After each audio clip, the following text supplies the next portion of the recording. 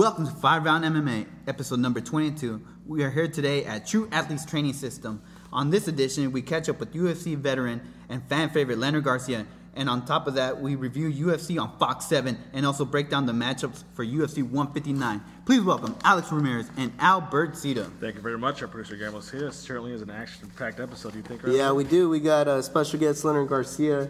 And if you guys can see in the background, we're actually here at True Athletes Gym, one of our sponsors, and we're going to become more involved. And so we got some stuff lined up. But with that said, let's go to the latest news and headlines. Okay, first breaking news, we have Josh Rosenthal actually got caught with marijuana. What do you guys think? Not only did he get caught, he was the kingpin. You make it sound like a little bit of marijuana, like a little bag, I didn't want to make a big, I didn't want to make a big deal. He was the kingpin. He got caught with $6 million worth of marijuana. Yeah. That's not a dime bag, Guillermo. That's a lot. Yeah, who would have thought? But then again, I mean, some of the fights he let go, he had to been pretty high. Maybe it was too high to know what was going on in that Brock Lesnar Shane Carwin fight, right?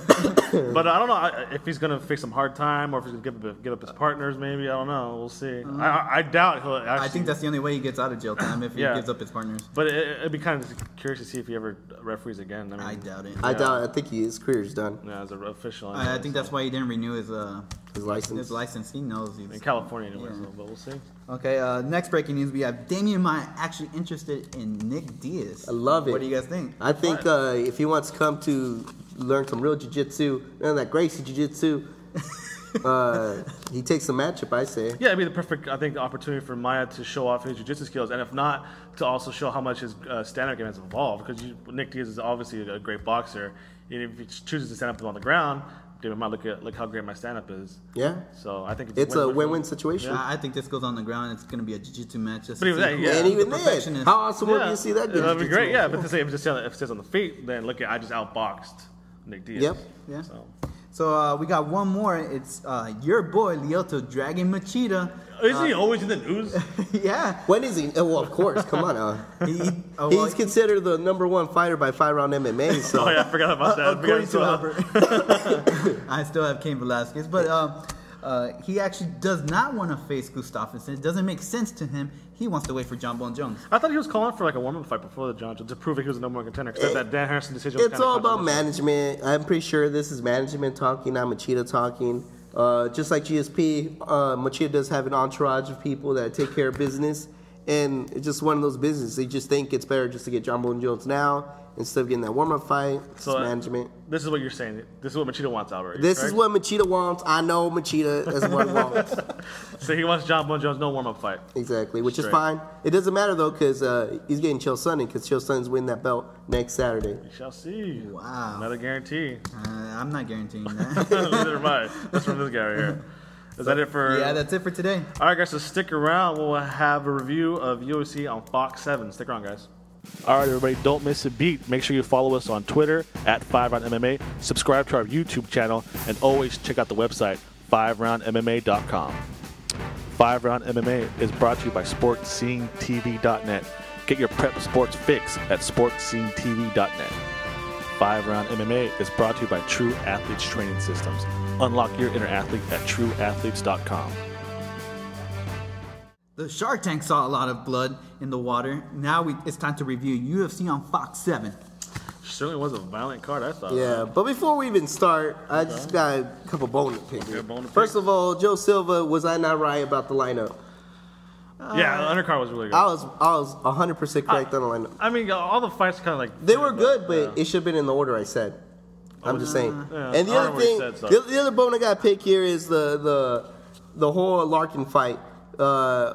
I think he won it easily. So this is Lorenzo Larkin against Francis Coleman. Yeah, it was ridiculous that the judges saw it that way. I mean, yeah, he got the takedown late, but he didn't do nothing on the ground. And I just think it's disgusting that the judges are judging it the way they are. Yeah, I think Larkin was certainly more impressive in this fight. I think Carmon just like I'm taking a shot at your TriStar money lane, you see. But they did just enough to win the fight, like they always seem to do nowadays. But I think at the end of the day, you look back at Larkin's performance, okay, that guy should have won the fight. He's more impressive. Carmon may look better, a physical specimen. But he did not impress. Yeah, I think Larkin's stock went up while Carmon's stock actually went down in that fight, regardless of the horrible decision. Yeah. But with that said... Wait. You don't... I don't think there's a bone to pick. Even though the card wasn't correct, each fight delivered.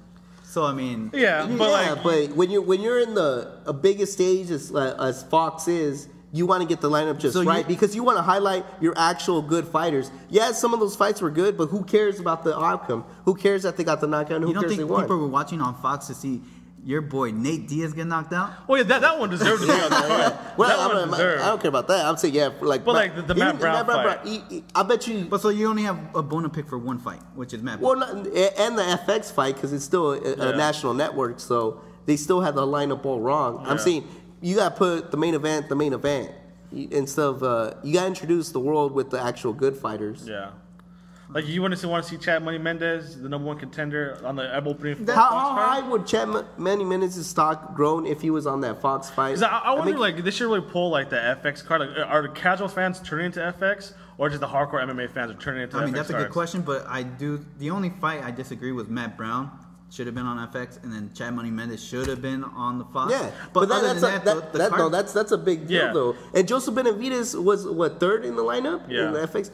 Joseph Benavidez, and that guy, come on, you're trying to push the flyweights, but how you push a whole new division if you never broadcast it? That's true. Yeah. I got a text during the fights. It's like the people that we have here on the reason these fighters are on Fox is because they can't sell during pay-per-view. Do you guys agree with that? No. Benson Henderson, I think his pay-per-view caliber, he's almost up there with Anderson Silva. He's 2 fights away from being compared to Anderson Silva. But do you think people will actually pay to watch this guy? Do you think people will pay to watch Frank Mir? People have paid to see. People have seen. Yeah, Frank Mir versus Brock Lesnar is probably the one of the highest paid pay-per-views. But because there was beef behind it.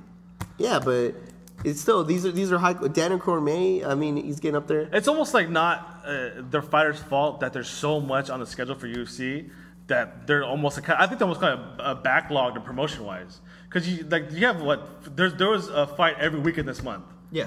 So how do you have time for scheduling unless you have their own channel on national television to get all these interviews out, to get all these promos out? So you almost okay, who's fighting where?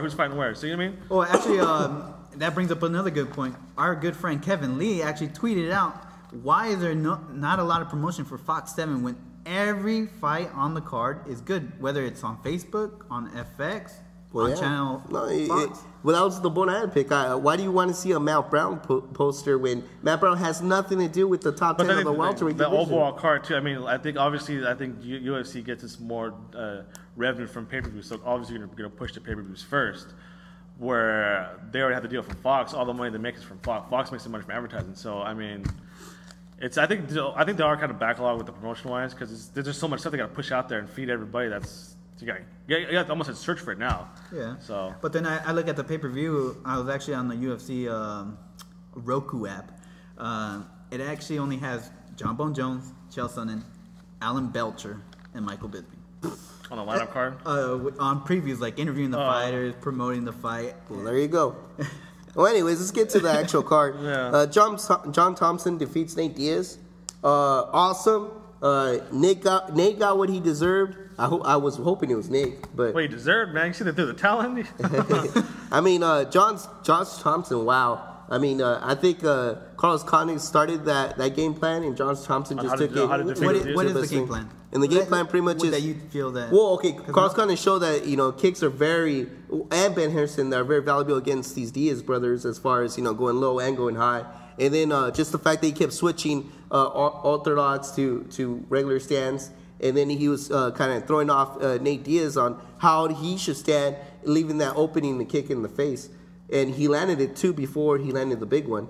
So, what does this say about Josh Thomson? People say he rightfully almost won that last Gilbert Melendez fight. Even said it should be me fighting Benson Henderson. Yeah. Not and then this literally puts him at number 3. Number 3? Because Nate Diaz cleared out the whole division before facing Benson Henderson. I mean, he beat Jim Miller. He beat the Who's Who already at 155. Well, there's still Gray Maynard in that. Well, yeah, Gray Maynard, and TJ Grant. But, I mean, I think this puts him right there at number 3. Right after the Greg Maynard fight TJ Grant, he should probably either fight the loser because I think the winner's going to fight Benson Henderson. And don't forget about Showtime Anthony Pettis, even though he dropped down to 145. He's still... But even though it looks like he's kind of going to get off the radar. Yeah. I don't agree with that. I think he's going to get stuck in 145, I think, now.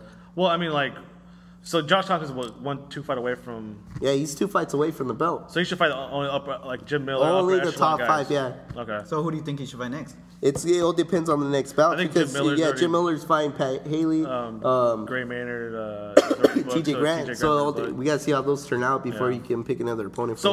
With Nate Diaz, it's kind of 2 brutal losses in a row. He got beat up against Benson Henderson, and he got beat up here. There was a report saying that Nate Diaz actually was looking to move up to welterweight. Well, he said before the fight. Well, he said before the fight, regardless win or lose, he was going to go up to welterweight, which I think is a dumb idea because he got thrown around like a rag doll. Yeah, he's not big enough for that division. He just fought. He was unsuccessful in that division. And then you got Hector Lombard now entering the division too. These guys are massive guys going into welterweight. So I mean, if he can make 145, I like to see him look at 145 because he looks super skinny. But like, I mean, don't be like, oh, because my boys Gilbert Melendez is here now. He just has to evolve his game into the truth. The Diaz brothers just gotta sit down and evolve that camp. Yeah, I mean, I think 155 is probably his best option. I mean, just start over again. I mean, and then we got Daniel Cormier.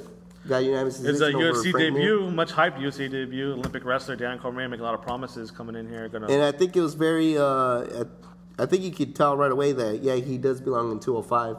205. Yeah, he was able to manhandle Frank Mir, but against the other big guys, I don't think. I think weight will finally play a factor. But his wrestling's so awesome at 205. I don't see no one beat him in there. So like, did Cormier's performance last Saturday warrant him, like, Tuesday dropped on 205, automatic title shot? Yes. You think so? Frank Mir is a 2-time champion. Okay, so why couldn't he finish him? He's ranked. Why couldn't he finish him? Why was he having trouble, like... JDS had no problem. I see Frank Mir taking a ton of more beatings than he took on Saturday. The guy is 5'11", and it was able to manhandle Frank Mir the way he did. How does he not deserve... So it's just technique. So how much was of it is... Frank Mir at his best and Daniel Cormier not so ready? Was it in the middle? Was Frank Mir so good, or is Daniel Cormier just not ready yet? That's the thing. Daniel fought the best Frank Mir. He didn't fight that Frank Mir that fought Brock Lesnar or even... What, JDS? Yeah. I mean, Frank Mir said it himself. As soon as he went to Greg Jackson, he got the best. And you could tell that he was in shape. He looked good. So more credit to Frank Mir that he showed up to that fight.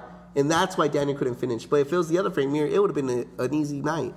So you think Cormier's going to go down next fight to 205? No, yeah, he's going to go down next fight. Next fight, he goes to 205. He came about No, these wrestlers are mentally strong and they know everything about weight cutting. You don't think he should fight one fight, like let's say Dan Henderson, like at 220? H-bomb? No, straight to 205. That's like 240 right here, though, man. Yeah, that's like 240. He's going to go to 205 and he's going to fight a top 5 fighter. But doesn't it make it a little bit a lot of trouble with Machida waiting for John Bone Jones, Gustafsson waiting for John Bone Jones, Daniel Cormier dropping down to face John Bone Jones? No, I think doesn't it create a logjam? No, because I think he really wants to fight John Bone Jones. So even if Jones loses to Sonnen, he still fights John Bone Jones. Yeah. There might be a logjam to face John Bone Jones, but it's all guys he's beaten already. Yeah, so this is a fresh new but guy. You think it's fair for like Machida, for Gustafsson? To Dana White, it doesn't matter what's Henderson? fair anymore. Especially because like if all of John Jones' victories were decision victories, then yeah, it'd be unfair.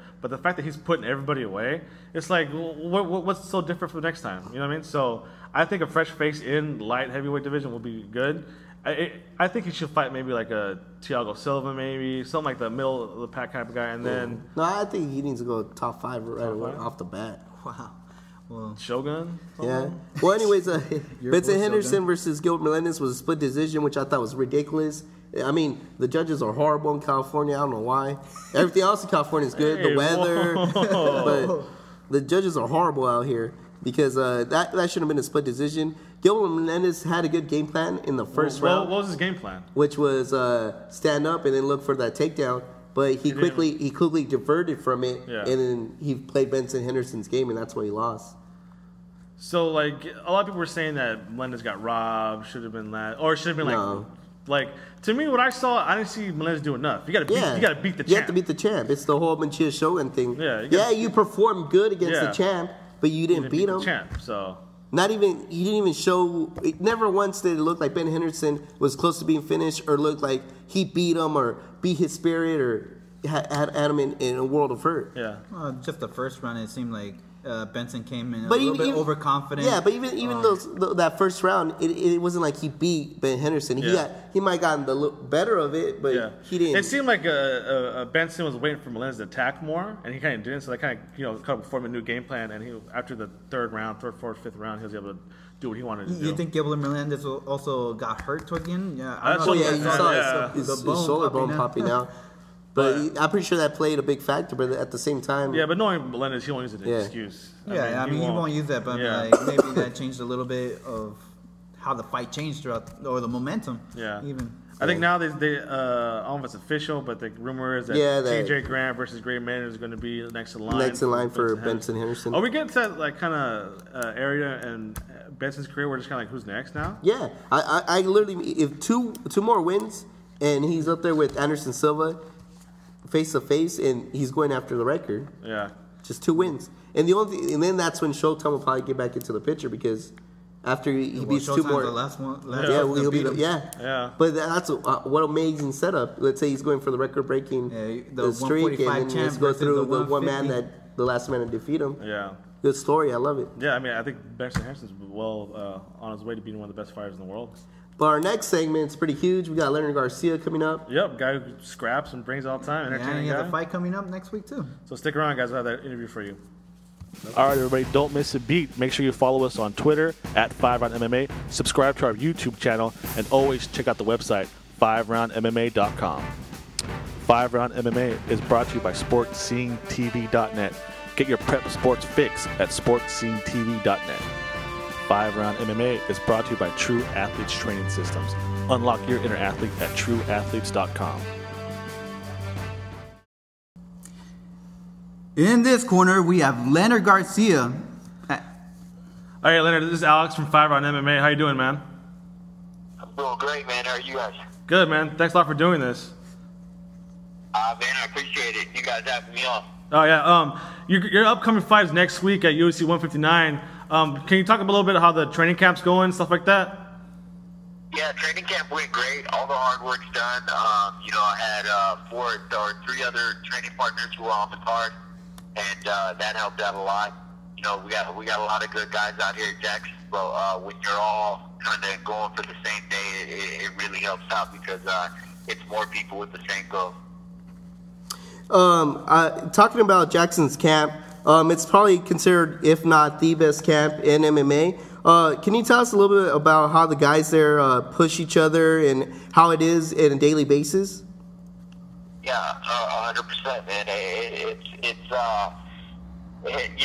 For one, it's a who's who of guys, number one. But at the end of the day, the guys that are coming up who are trying to make names for themselves, those are the guys that help us get ready the most. I mean, there's, Cowboy, Goyo, Rustam, and me, John Jones, Frank Mir, Clay Guida, Doug Swanson, Isaac Valdez. There's a big group of guys that are already in the UFC, but the guys who are hungry, man, who are coming up, they're the ones that really, I mean, they get in there and they try to prove a point, man. They try to let you know they belong, and those are guys that help us out a lot. And, a lot of people, they go unappreciated because we're the big name guys, but go in there and you watch train, man, you will be asking, who's this guy? Who's that guy? How come he's not in the UFC? And it's just that's the beauty of it all, man. You're in there getting in there with guys who don't have a name, so it's not about ego, it's not about pride, it's about your skill set, and it's a good push out here. Yeah, so sticking with that, do you almost like catch yourself sometime? Like, it is almost like you said, an all-star lineup of fighters there. Like, do you kind of sit back and say, man, there's this fighter, John Jones, all these guys in here coming in. Like, do you kind of just go back and catch yourself in the moment, saying you are at the pretty much the best camp in MMA? Yeah, man. There's times like a guy like Carlos Condit to go out there, and he'll throw down with GSP or Johnny Hendricks, and I mean, you remember sitting there helping him train, watching him train, going through the motions with him and stuff, and then you get to watch him do something like that, and we all feed off each other, man. I mean, that's the way it is. Like, we're a tight group out here, and when one of our teammates does well, we are all behind them, and even when they do bad, we're behind them either way. So it's just a good atmosphere to be in. A lot of us started going to church together. Oh wow! Yeah, man. So that's been really cool. That's been one of the biggest changes out here at the camp. You got a lot of guys who. Isaac Valleyflag, I am going to throw him under the bus here.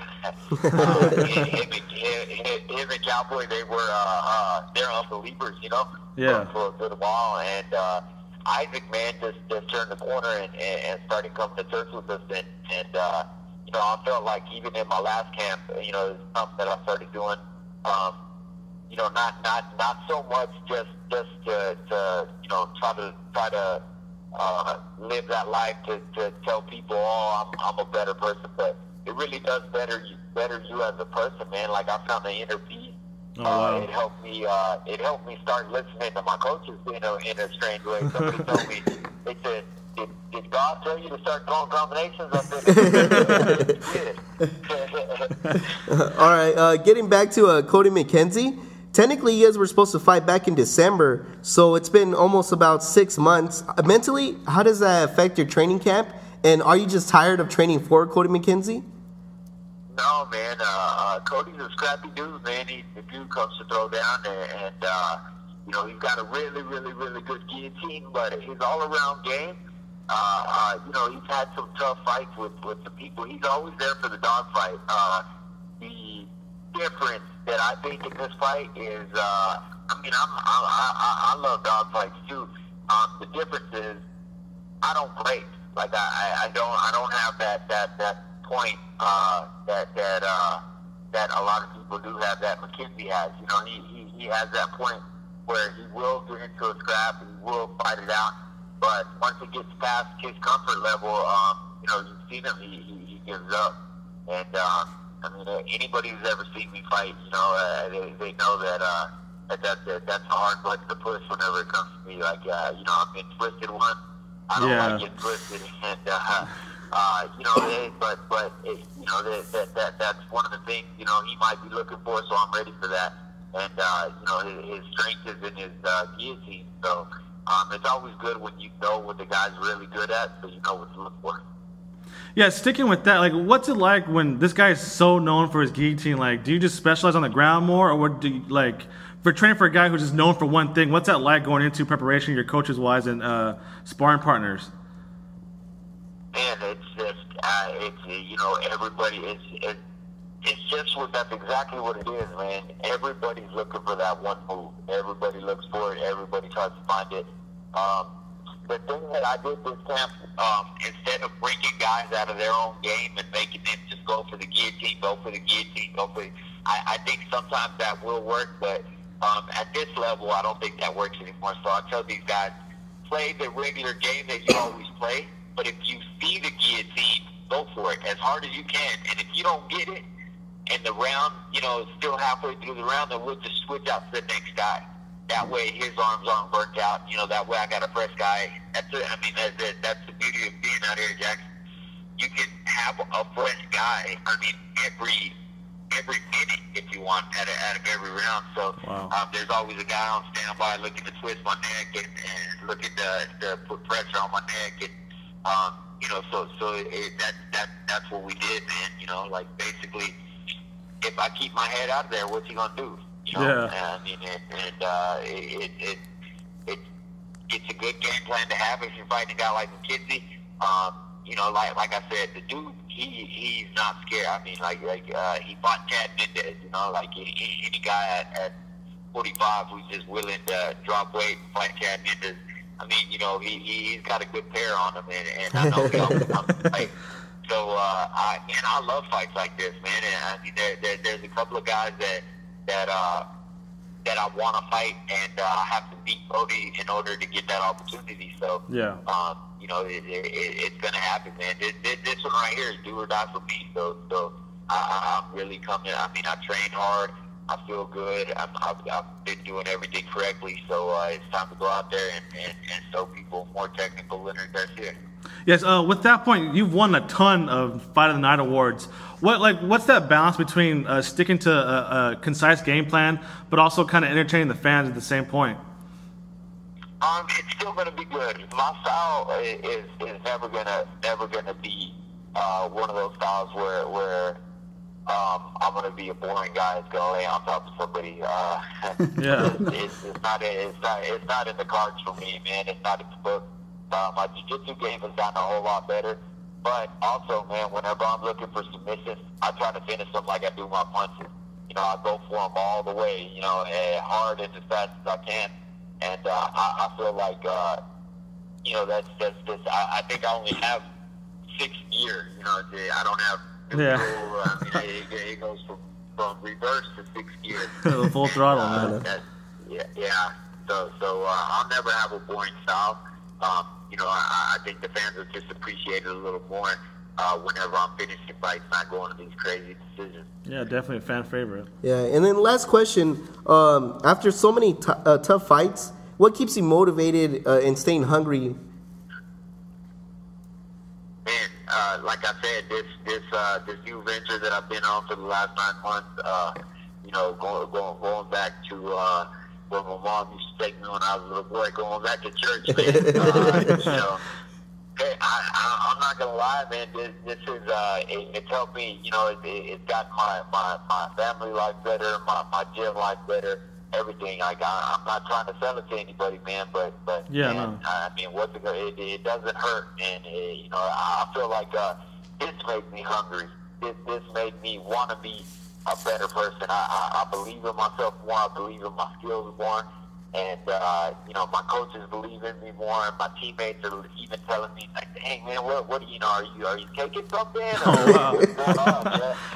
And so it's been a real good thing, and I'm real excited to keep, carrying off the Holloway fight. I feel like we won the Holloway fight. Yeah.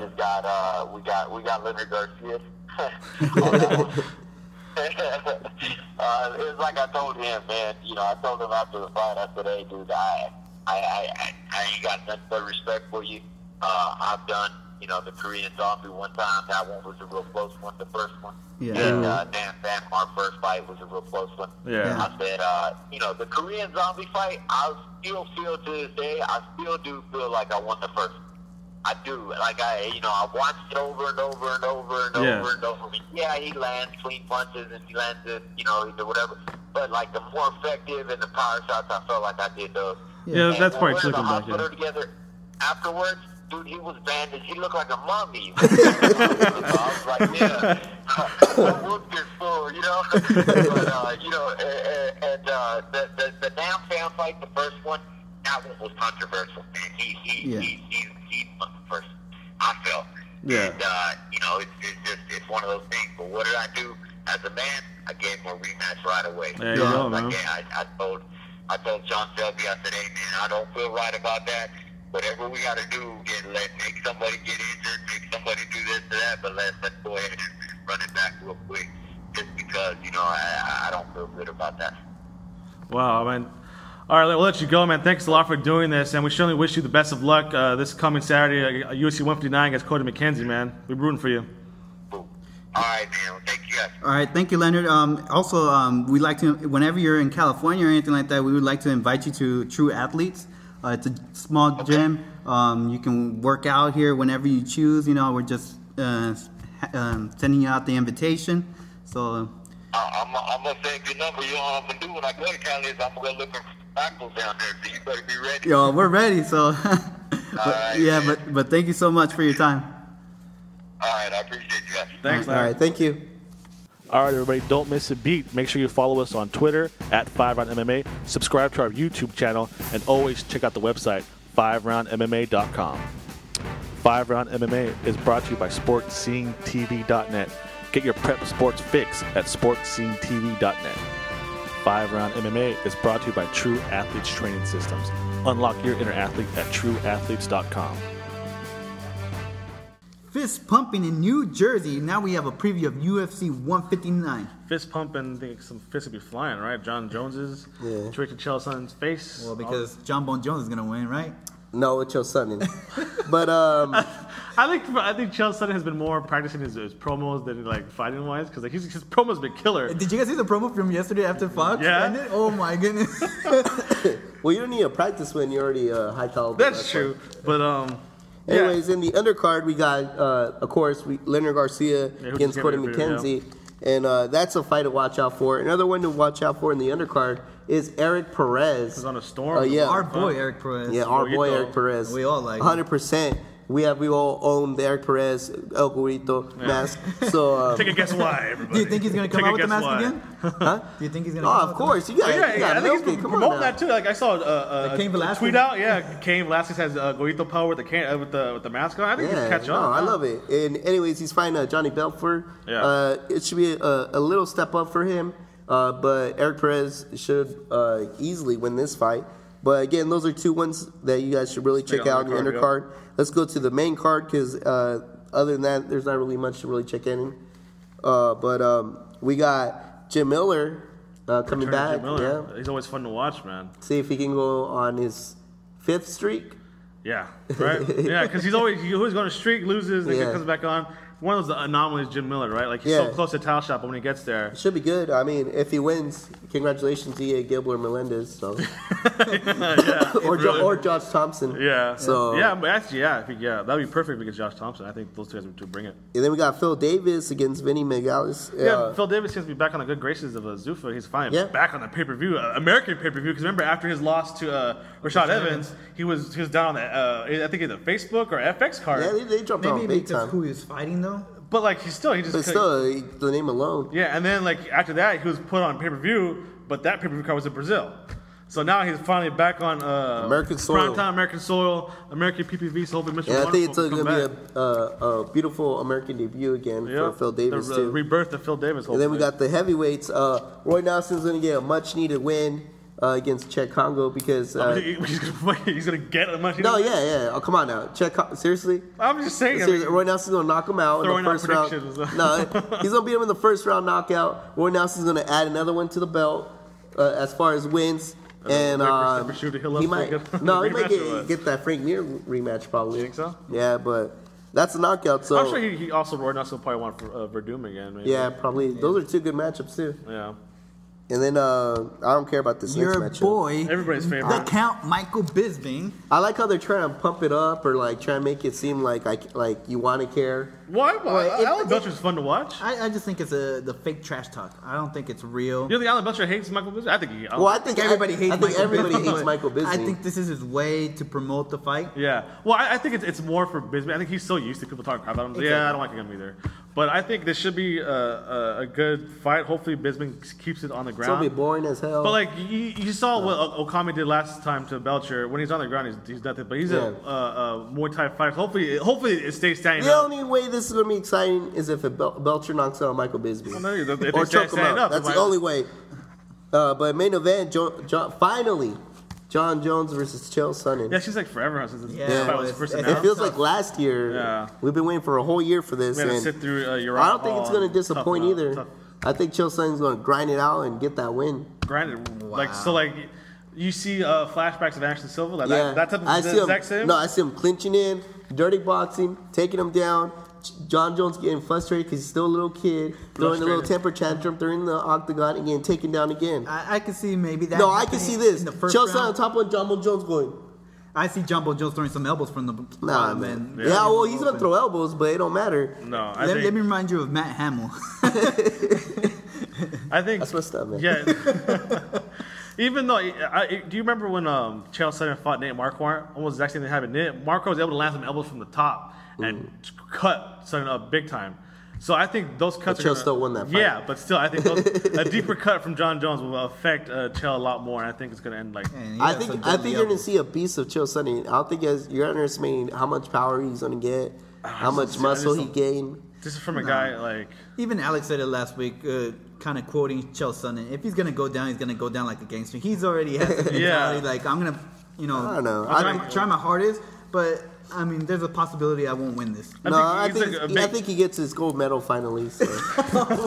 I think he got a big cash out from the old Ultimate Fighter. He's getting a big cash out from this pay-per-view. I think he knows he's one and done. He's out of here. Nice little gig on FX on Fox every other month. I think he knows. I don't think I'll be like shocked if he wins this fight. Well, we'll see next week Saturday. Well, we kind of already got Albert's pick on pretty much all the fights. You guys want to go over the picks real quick? Yeah, we'll go. Jim Miller versus Pat Healy? Got Jim Miller easily. I got Jim Miller as well. Phil Davis versus Vinny. Phil Davis Mr. easily. Yeah, Mr. Wonderful. I like those pink underwear. Roy Nelson versus Chet Congo. Roy Nelson you don't even have easily. to say nothing, Big Albert. country. Yeah, you already said something. Awesome. Actually, I have Roy Nelson as well. Michael Bisping versus Alan Belcher. I'm open for Belcher. I like Belcher, so. Belcher knockout. I got Michael Bisping because I really think Alan Belcher's not that. Right? Or a little bit overhyped. So this fight doesn't really mean anything, so that means Bisping will win, right? Yeah. So because it's like there's no title implications. I mean, you know how I feel about Michael Bisping. It's another Dennis King fight. Yeah. But it doesn't matter how I feel about Michael Bisping. I think he's a better fighter. Oh, okay. And then John Bone Jones versus Chael Sonnen. We know who Albert has for weeks now. Yeah. I have a couple plaques to say Chael Sonnen is going to win. I got John Bone Jones as well. I can't. I try and go over my head. I can't see anything with Chael coming out the victor. But anyways, that's it for today, guys. Thanks for sticking around. A big thank you to Leonard Garcia again for stopping by, giving us the time. And thank you to True Athletes for letting us hang out here for the day. Yeah, well, really we'll appreciate be here it. pretty much every week. Yeah, a shout out to Mad Bags, one of our new sponsors now. Real cool backpacks, laptops, these. So check them out at Mad Bags, and also make sure to follow us on Twitter at FiveRoundMMA. Subscribe to us on iTunes and YouTube, and always check out the website FiveRoundMMA.com. Albert, got some parting words? Yeah, I'd just like to thank everybody for listening. If you haven't listened to our past interviews, please listen. They're pretty good. I'd like to thank our producer, Guillermo Cita, our new executive producers, George Carrillo and Ruben Lopez. I'd like to thank True Athletes for the new partnership we have established. And thanks, everybody, for listening.